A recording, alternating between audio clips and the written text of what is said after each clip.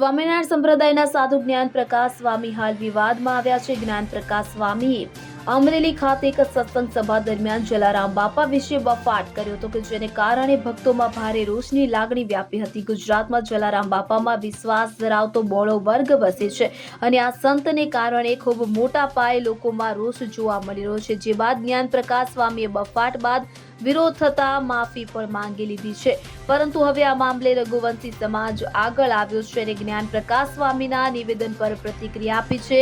મળતી માહિતી મુજબ રઘુવંશી સમાજ જલારામ બાપામાં અતૂટ શ્રદ્ધા ધરાવે છે, જેને કારણે હવે તેમની પણ પ્રતિક્રિયા સામે આવી છે। રઘુવંશી સમાજે કહ્યું છે કે જલારામ બાપા વિશે મારી મચોડીને ઇતિહાસ રજૂ કરાયો। સદાવ્રત જલારામ બાપાના ગુરુ બોજલરામની પ્રેરણાથી શરૂ કરાયું। તેમણે માંગણી કરી છે કે સ્વામીની માફી મંગાવી કડક કાર્યવાહી કરવી જોઈએ। આ પ્રકારના નિવેદનથી સનાતન ધર્મને ટાર્ગેટ કરવામાં આવી રહ્યો છે। તેના દ્વારા એક વિવાદિત ટિપ્પણી છે તે કરવામાં આવી છે। અવારનવાર આવી ટિપ્પણીઓ કરવામાં આવતી છે। પહેલી વાત આપણે કરીએ જે હાલનો વિવાદ છે એની, તો આજ સુધીના ઇતિહાસમાં રઘુવંશીએ તો નહીં, કોઈ પણ લોકોએ એવું સાંભળ્યું નથી કે જલારામ બાપાએ સ્વામિનારાયણના આશીર્વાદથી આ ચાલુ કર્યું। તો એના મંદિરોમાં આ લોકો જો હનુમાનજીને છે ને એ ચોકીદાર બનાવીને બેહાડવાની વાતો કરતા હોય તો આ તો ગમે ને ગમે એ કરે। એટલે આ વાત સત્યથી સાવ વેગળી છે। ખરેખર પોતાનો સંપ્રદાય સર્વોપરી છે એ સાબિત કરવા આ લોકો સમયાંતરે એક પછી એક દેવી દેવતાઓને પોતાના દાસ સેવક ભક્ત ગણાવી અને પોતાને મોટો ચિતરવા માંગે છે। આ માત્ર રઘુવંશી નહીં પણ સમસ્ત સનાતનીઓ માટે આઘાત અને હવે એક થઈને લડવા જેવી વાત છે। કારણ કે દર વખતે એની માફી કે જતું કરવાની વાત આવે। સરકારે આના માટે સંતો મહંતોની સમિતિઓ રચી છે અને આનો ખરેખર તો છે ને એક અવાજ જે આપણા બધાયનો અને સનાતનની રક્ષા કરવાનો જેને અધિકાર છે એવા ભગવાધારી જે આપણા સાધુઓ છે એ પણ આ લોકો સમિતિમાં છે। એની પાસે આના ધર્મના પ્રચાર અને રક્ષા સિવાય બીજું કોઈ કામ જ નથી હોતું। એણે હવે આને બોધપાઠ મળે એવી વાત કરી અને આનો બહિષ્કાર જ કરવો પડે।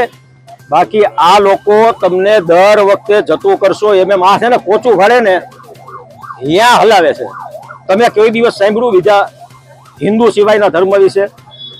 એ ધર્મ વિશે નહીં બોલી શકે કે આવ્યા હતા ને એમને રજા આપી તો ખબર પડે। કારણ કે એ લોકોમાં તો મજહબી ગુના સર તનસે જુદા, ત્યાં નહીં જાય પણ તમારી પાસે આવશે, તમને દબાવશે। આ એક બહુ મોટું ષડયંત્ર છે। મેં ભૂતકાળમાં ગૂગલમાં વાંચ્યું હતું પણ ત્યારે આપણે એને ધ્યાન નથી આપ્યું। હજી તમને પણ મળી જશે, ગૂગલ છે એ કઈ વિખાઈ નથી ગયું કે આ છે ને મૂળ અંગ્રેજોએ ઊભું કરેલું કુળ છે। અંગ્રેજોએ સનાતન ધર્મને નષ્ટ કરવા માટે આ લોકોને ઊભા કર્યા હતા અને કીધું હતું કે અમે જ સર્વોપરી છે અને એના માટે એક આખી રૂપરેખા તૈયાર કરી અને કઈ રીતે મોટા દેખાડવું એ લોકોએ ચાલુ કર્યું છે અને આજે ચાલુ છે। અને એને સમર્થન હવે એટલા માટે આપણે માની શકીએ કે વિશ્વની કોઈ પણ કન્ટ્રીમાં જાઓ, સ્વામિનારાયણના મંદિરને કોઈ રોક નથી એને બનવા, બીજા મંદિરો કદાચ નહીં બનવા દે, પણ આ વખતે જે છે, આ વખતે નહીં દર વખતની વાત છે, પણ હવે આ લોકોએ તમામ સીમાઓ ઓળંગી દીધી છે। અરે પ્રસાદની વાત કરો છો, જલારામ બાપાના મંદિરમાં જ નહીં, તમે જાઓ સત્તાધારમાં ચાલુ છે અને બગદાણામાં ચાલુ છે, ત્યાં પૈસા માંગતા જ નથી। અરે પૈસા તો તમે વેચો છો કે 51 ધરે તો 2 લાડુડી ને 21 ધરે તો આટલી લાડુડી। તમે ભોજનાલયો ચાલુ કરી દીધા છે, પાર્કિંગની જગ્યાઓમાં દબાણ કરીને, જમીન કૌભાંડો તમારા બહાર આવે, દુરાચારો તમારા બહાર આવે, સૃષ્ટિ વિરુદ્ધના કૃત્ય તમારા બહાર આવે અને છતાંય તમે મોટા। રઘુવંશી સમાજ જ નહીં, સનાતની હવે આ વસ્તુ સાચવાની તો વાત નહીં, આનો હવે નિવેડો જ લાવવો પડે અને એના માટે તમામે એક થઈને લડત કરવી જ પડશે। આમાં માફી બાપીની વાત ન હોય। હવે આને આ જે પોતાને જ્ઞાન પ્રકાશ કહે છે કે જેના મગજમાં નકરો અંધકાર ભર્યો છે એને બહાર લાવવો।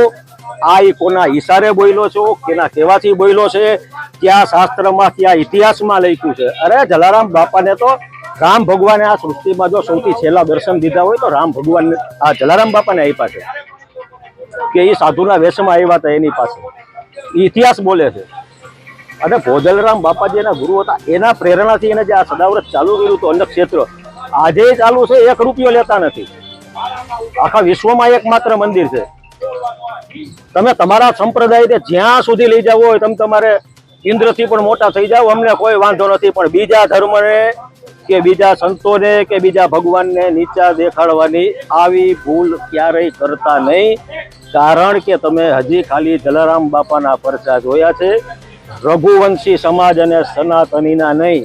હવે પેલા જેવું નથી. હવે બધાય જાગી ગયા છે, જાણી ગયા છે, એટલે એનો પરચો તો મળશે જ. રનડકટ, રાજકોટ.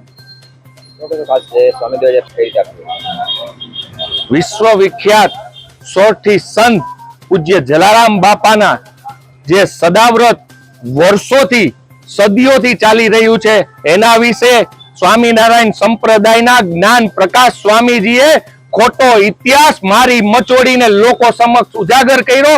એનો સખત અમારો વિરોધ છે.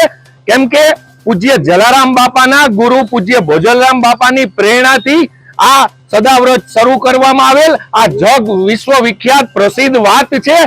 મને સમજાતું નથી કે સ્વામિનારાયણ સંપ્રદાયના આ અનેક આવા સાધુ સંતો જે ખોટા હાલી નીકળ્યા છે, ભૂતકાળની અંદર પણ અન્ય સમાજ વિશે પણ અણછાજતું નિવેદન આપેલું છે. ભૂતકાળમાં પણ આ સ્વામિનારાયણ સંપ્રદાયના અનેક સંતો વિવાદમાં આવી ચૂક્યા છે અને ભારતની જે સનાતન સંસ્કૃતિ છે એની અંદર જે હિન્દુ સમાજ છે એને ક્યાંક ને ક્યાંક આવા વિવાદ કરી અને અન્ય સમાજને નીચો દેખાડવાના જે હીન કૃત્યો સ્વામિનારાયણ સંપ્રદાય દ્વારા જે એના અમુક ચોક્કસ સંતો દ્વારા થઈ રહ્યા છે એ ક્યારેય સાખી લેવામાં નહીં આવે.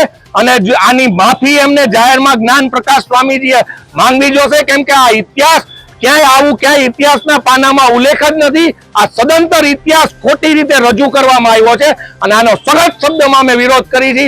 અને જો આ વિવાદની અંદર આ જ્ઞાન પ્રકાશ સ્વામી જાહેર મંચ ઉપર અને મીડિયાના માધ્યમથી માફી નહીં માંગે તો આના ગંભીર પરિણામ ભોગવવા સ્વામિનારાયણ સંપ્રદાય તૈયાર રહે. સ્વામિનારાયણ સંપ્રદાયની જે કોઈ પ્રવૃત્તિઓ ચાલતી હોય એમાં ક્યાંય અમારો વિરોધ નથી. પણ હમણાં જ નજીકના ભૂતકાળમાં એના ક્યાંય આપણે જોઈ ન હોય, વિચાર્યું ન હોય એવા વિડીયો જે બધા પ્રસિદ્ધ થાય છે, જે સૃષ્ટિ વિરોધના કૃત્યોના વિડીયો જે પ્રસિદ્ધ થાય છે સ્વામિનારાયણ સંપ્રદાયની અંદર, તો આ સનાતન પરંપરાને એક ઓળો ડાઘ લગાડી રહ્યા છે. મને સમજાતું નથી કે આ લોકો કેમ આવું કરી રહ્યા છે. અને પરમ કૃપાળુ પરમાત્મા ઈશ્વરને પ્રાર્થના કરીએ કે આવા નીચ અને હીન જે સંતોના લિવાજ પહેરી અને જે નીકળી પડ્યા છે ને ઈશ્વર સદબુદ્ધિ આપે અને આવનારા દિવસોમાં પણ કોઈ સમાજ વિશે કોઈ આવા તત્વો કોઈ વિવાદાસ્પદ ટિપ્પણી ન કરે તેવી પણ આપના માધ્યમથી હું અપીલ કરું છું. Bureau report CN24 news. હવે જુઓ દેશ દુનિયાની તમામ ખબરો તમારી આંગળીના ટેરવે. ઉઠાવો મોબાઈલ અને Google Play Store પરથી ડાઉનલોડ કરો અમારી CN24 ન્યૂઝ મોબાઈલ એપ.